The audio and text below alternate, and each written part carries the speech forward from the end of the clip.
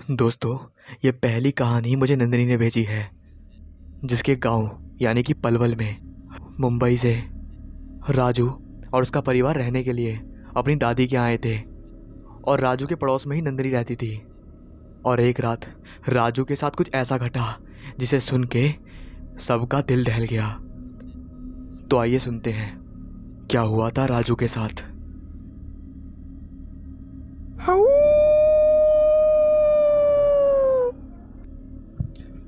दोस्तों के साथ गपशप करते करते रात के 12 बज गए। बातें इतनी मज़ेदार हो रही थी कि समय का पता ही नहीं चला। मेरा जिगरी दोस्त अरमान अपनी शादी की सुहागरात के बारे में बता रहा था कि कैसे उसकी पत्नी के सर पे कोई चुड़ैल सवार हो गई थी। फिर काहे की सुहागरात, बेचारे को जान बचाने के लिए ठेली ठेली भागना पड़ा। हालांकि वह गधा अपनी आप बीती किसी फिल्म की तरह सुना रहा था और हम सभी दोस्त हंस पस के लौट हो रहे थे, जैसे कोई मजाकिया फिल्म देख रहे हो। उसने तो पहले केवल इतना ही बताया था कि सुहागरात वाले दिन उसकी पत्नी के सिर पे कोई चुड़ैल सवार हो गई थी, लेकिन कोई भी उसकी बातों पे यकीन नहीं कर रहा था, बल्कि अजीबोगरीब बातें करके उसका मजाक उड़ाने लगे। मैंने तो स्वयं कहा, तेरी बातों में कोई दम नहीं है यार, आज के समय में कहाँ भूत प्रेत होते हैं। मेरे राय पे बाकी लोग मेरा समर्थन दे रहे थे। मेरे दोस्त भी सपोर्ट कर रहे थे कि ये सब बातें बस फिजूल की होती हैं। दरअसल बात ये थी क्योंकि हम मॉडर्न कॉलोनी में रहते थे, हमने कभी ये सब या फिर इनसे जुड़ी कोई भी बातें सुन नहीं रखी थी और हम सभी ने मजाक में ही लेते थे। क्योंकि अगर आपको पता हो तो शहर के बच्चों को हमेशा बताया जाता है कि ये भूत प्रेत सिर्फ अंधविश्वास होते हैं और कुछ नहीं। खैर, हमारी इन सब हंसी वसी से या बातों बातों से अब हमारा दोस्त अरमान नाराज़ हो गया था। उसने कहा, ठीक है, जब तुम लोगों को मेरी बात मजाक लगती है तो फिर मेरा चुप रहना ही अच्छा है, लेकिन एक बात अच्छी तरह से जान लो, वो चुड़ैल बहुत शक्तिशाली है। अरमान ने अपनी बात पूरी की तो वहाँ पर पास खड़ा राहुल बोल पड़ा, अरे यार तू नाराज़ क्यों होता है, तू बता, मैं सुनता हूँ। आखिर सुहागरात वाले दिन हुआ क्या था? राहुल ने तिरछी नज़र से दोस्तों को आंख मारते हुए बात खत्म की ताकि फिर उसकी भूतिया बातों का मजाक उड़ाया जा सके। अरमान खिड़की के पास गुमशुदा खड़ा था। अब वो चुप था, जबकि मेरे दिमाग में चल रहा है कि इसकी बकवास सुनने से अच्छा है कि मैं घर चला जाऊं। रात भी काफ़ी हो गई थी। अगर उठकर जाने लगा तो अरमान फिर से गुस्सा हो जाएगा, इसलिए चुपचाप बैठने में ही भलाई है। अरमान ने अपनी सुहागरात के बारे में बताना शुरू कर दिया।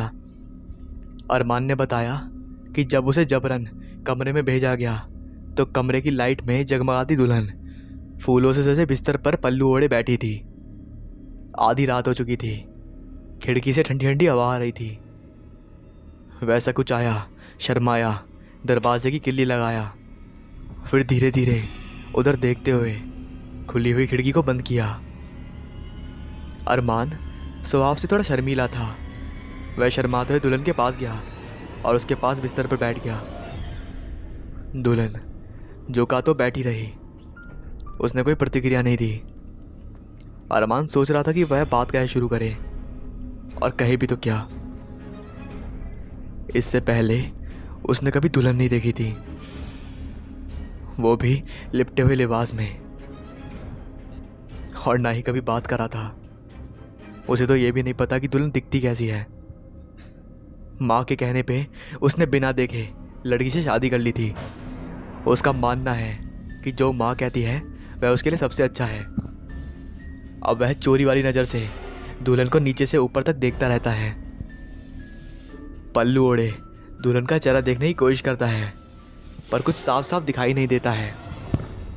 फिर अपने आप में ही वो मुस्कुराता है और मन ही मन सोचता है कि जब मैं इतना शर्मा रहा हूँ तो फिर लड़की का क्या, वो तो और ज़्यादा शर्मा रही होगी। फिर वह हिम्मत करके धीरे धीरे संकुचताए हुए दुल्हन का हाथ पकड़ता है।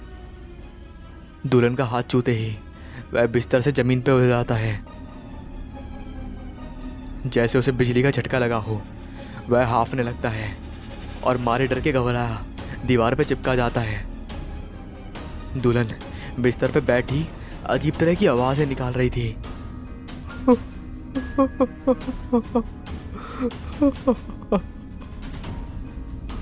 वह हिल रही है और गर्दन को घुमा रही है। अरमान को कुछ समझ नहीं आ रहा था कि इसे हो क्या रहा है। वह इस स्थिति में क्या करे। ऊपर से वह डरपोक तरह का इंसान है। वह तो भूत प्रेत के नाम से ही डरता है। आज तो हकीकत में अपनी पत्नी के रूप में ही उसका भूत से सामना हो रहा था। तभी दुल्हन के सर से पल्लू गिर जाता है, उसके बाल बिखर जाते हैं, उसकी हूँ की आवाज़ और ज़्यादा बढ़ जाती है। पूरा कमरा गूंजने लगता है, चीज़ें हिलने डुलने लगती हैं और गिरने लगती हैं। दुल्हन की दशा देखकर अरमान की सक्की बक्की बन जाती है। वह उठकर बाहर जाना चाहता है लेकिन खड़ा नहीं हो पाता, जैसे किसी ने उसके पैर को बांध दिया हो। वह चिल्लाना चाहता है लेकिन उसके गले से आवाज़ नहीं फूटती। दुल्हन अब उसके सामने खड़ी थी। उसका चेहरा खूबसूरत था, बड़ी बड़ी आंखें, गोल मटोल चेहरा, लंबे घने बाल, जैसे कोई देवी हो। दुल्हन ठाके मारकर हंसने लगती है। अरमान पसीने से लथपथ उसे हैरानी की निगाहों से देख रहा था। दुल्हन हंसते हंसते फिर अचानक रोने लगती है। अरमान को कुछ समझ नहीं आ रहा। वह तो खुद इतना डरा हुआ है कि रोती हुई पत्नी से भी कुछ पूछ सके, यह भी उसमें हिम्मत नहीं थी। तभी रोती हुई दुल्हन उछलने लगती है और जोर जोर से हंसने लगती है, फिर रोने लगती है। अरमान जोरों से चीख पड़ता है और उसके गले की आवाज़ फूट पड़ती है। वह पूरा जी जान लगाकर चिल्लाता है, मम्मी। अरमान की कहानी सुनते सुनते एक दो चिल्ला पड़ता है, आ! अब तुझे भी भूत चढ़ गया क्या? ये तो फेंक रहा है। मैंने उस दोस्त का मजाक में कहा, तुझे मैं बेवकूफ दिखता हूं जो अपनी सुहागरात वाली बात तुम गंदों के साथ साझा करूंगा। अरमान बिगड़ते हुए बोल पड़ा, तो फिर भाभी जी के सर से भूत गया कि नहीं?